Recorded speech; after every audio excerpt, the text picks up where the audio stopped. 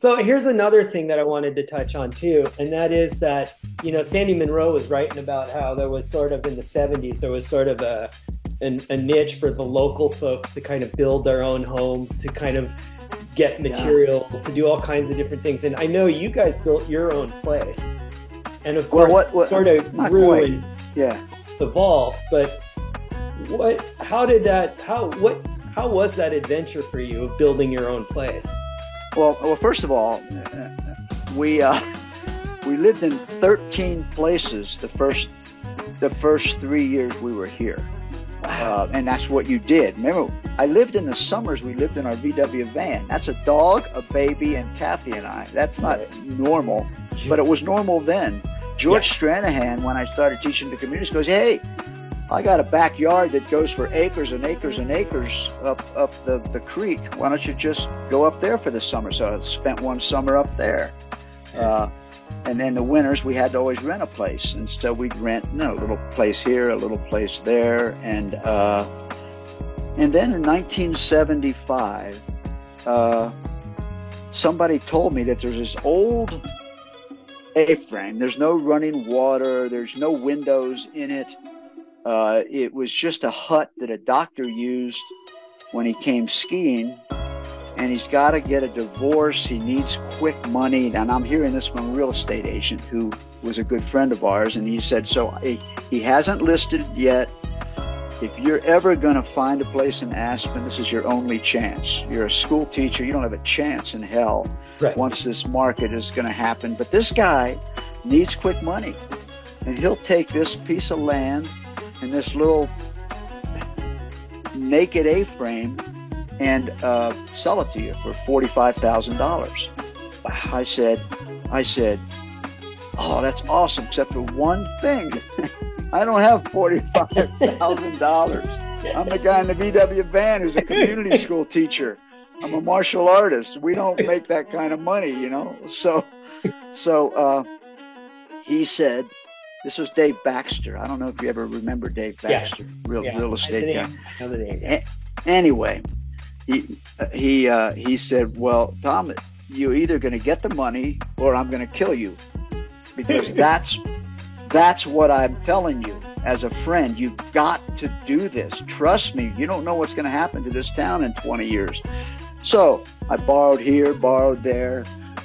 Came up with this extraordinary amount, right? Aspen, Colorado, $45,000, where the average home now is worth $15 million or some damn thing. And got it.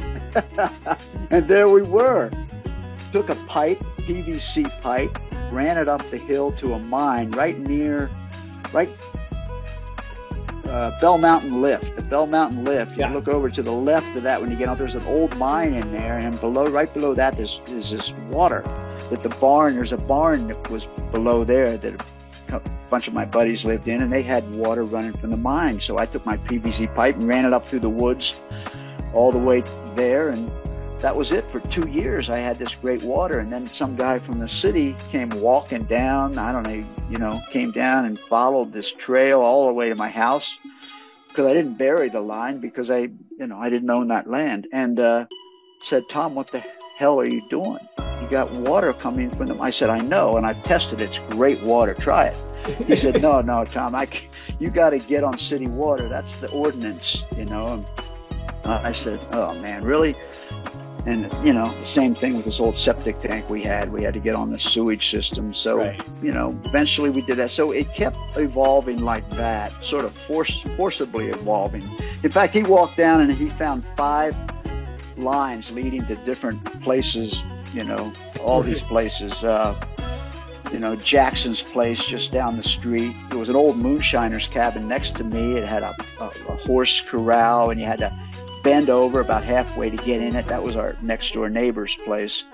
And then Ralph Jackson had his little hut down a few, he had all these little places with a little trout pond around it. And so all these guys had pipes going into the same. So pretty soon we were all, and then one thing led to another. So now you got water. Okay. That was good. Then we got a sewage system in. That was good. And then we said, now we got to, then everything put in windows, then we expanded it. Every time we had a kid, we had another expansion project to build another room. So it just sort of grew like a tree house, you know. And we had a rope bridge. And well, you were over at the house, weren't you? I've been there. I remember when Tommy and Ari sort of shared the upper loft space. Yeah, there was some loft space up there.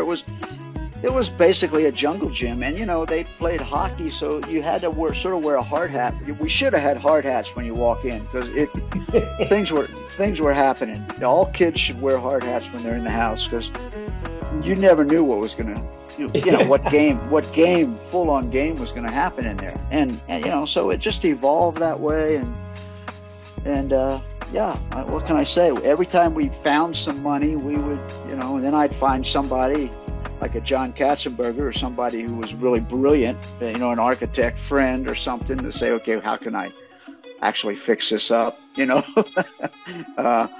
And yeah, so that was it. So it's definitely home built, although there was an A-frame here when we got here. Right. It was an A-frame. It wouldn't look anything like it does now, but yeah.